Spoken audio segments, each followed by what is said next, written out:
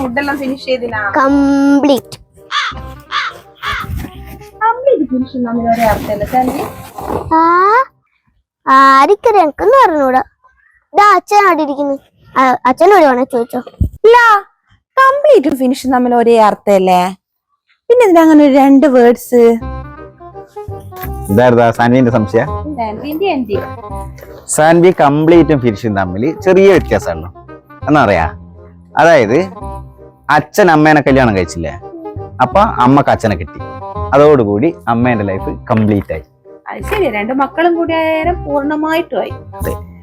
പക്ഷേ അച്ഛന്റെ ലൈഫിലേക്ക് അമ്മ വന്നില്ലേ, അതോടുകൂടി അച്ഛന്റെ ലൈഫ് ഫിനിഷും ആയി. മനസ്സിലായി? അത് തന്നെ.